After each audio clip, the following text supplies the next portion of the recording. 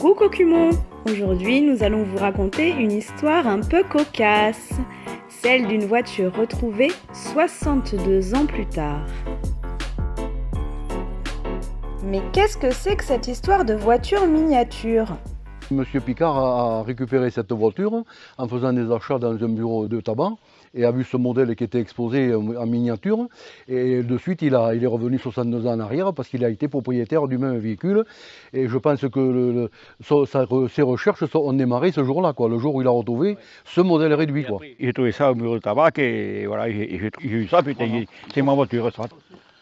Mais c'est un copain qui m'a dit que les états, il en a trouvé chez Mécano à Guérin, chez M. Lénard. C'est ça. Et après j'ai dit, je vais voir M. Lénard pour voir si c'était les états. Et j'ai reconnu, c'est la mienne, j'ai dit. Voilà, il m'a dit qu'elle était avant, chez M. Barcelot, oui. Quand Michel Picard m'a montré sa petite miniature de la Isetta, je lui ai dit, écoute, moi je sais où il y en a une. Il y en a une chez Lénard, à Guérin. Et je peux te dire d'où elle vient de chez Barcelot. Et Barcelot, lui, était allé la chercher chez Marotte, à Meillan. Alors Picard, il m'a dit, mais c'est peut-être la mienne, alors je vais y aller voir.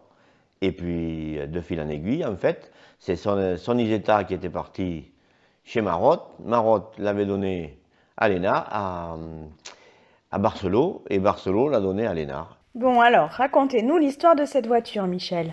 Bon, je l'ai acheté en 61, le 6 décembre 61, d'occasion, à Gironde. Voilà, 35 000 francs, un franc ancien, hein. Le prix un Solex, oui. Et après, vous l'avez gardé combien de temps? 4 ans, 3 ou 4 ans. Et après, vous l'avez vendu Et puis je l'ai donné au ferrailleur, Marotte, au père Marotte. Et pour vous, monsieur Lénard, quelle est votre version des faits? Bien, moi j'ai rencontré Monsieur Barcelot un jour qui m'a proposé cette voiture parce qu'il savait que je récupérais les voitures anciennes pour les restaurer.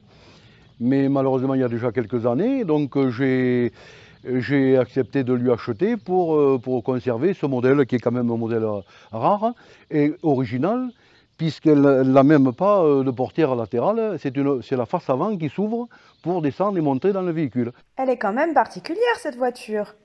Et comment elle a été fabriquée? C'est une voiture qui est sous licence BMW. Elle a été créée en 1955. Voiture urbaine, et elle a été créée pour la ville. Ah oui, effectivement, c'est peut-être même l'ancêtre de la Smart. Et malheureusement, les Allemands boudaient ce véhicule, parce que les Allemands préfèrent des véhicules beaucoup plus luxueux et des belles limousines. Et les BMW a vendu cette licence aux Italiens qui, eux, sont friands de petits modèles de voitures. Et celle-là, c'est une fabrication italienne, parce qu'elle a un moteur bicylindre, 2 temps, italien. Que l'allemande, elle a un moteur monocylindre de la moto, de la BMW R25, 250 cm3 en 4 temps, mais monocylindre. Que là, on a un bicylindre. Voilà, donc j'ai récupéré cette voiture et mon activité ne me permettait pas à l'époque de pouvoir restaurer ces véhicules. Et maintenant que je suis à la retraite, je prends plaisir à restaurer tout ça, parce que j'ai plusieurs véhicules que je restaure. Je me fais plaisir comme ça dans mon garage où je vais passer toute ma vie, toute mon activité. Alors le souci du recyclage était déjà bien présent à l'époque. Ce véhicule a été fait avec des matrices, surtout principalement le toit, a été repris avec des matrices qui servaient à fabriquer les cockpits d'avions pour les batailles aériennes. C'est vrai qu'elle ressemble un peu à une soucoupe volante. Et cette partie inclinée servait pour le déplacement de la mitraillette, pour avoir un angle vraiment important pour le tir. Et parce qu'à l'époque, les tirs se faisaient à l'arrière de l'avion.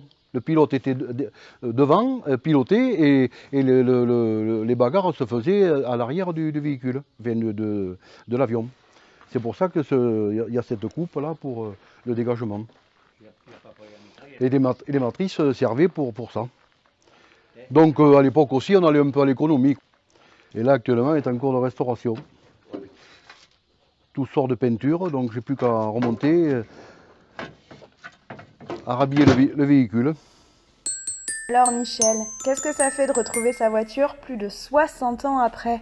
62 ans après, j'ai retrouvé ma voiture en état presque fini. Elle a tourné sans doute un jour. Après, il a fait un tour de Cocumon, après. Ah, une chose est sûre, on ne pourra pas vous louper.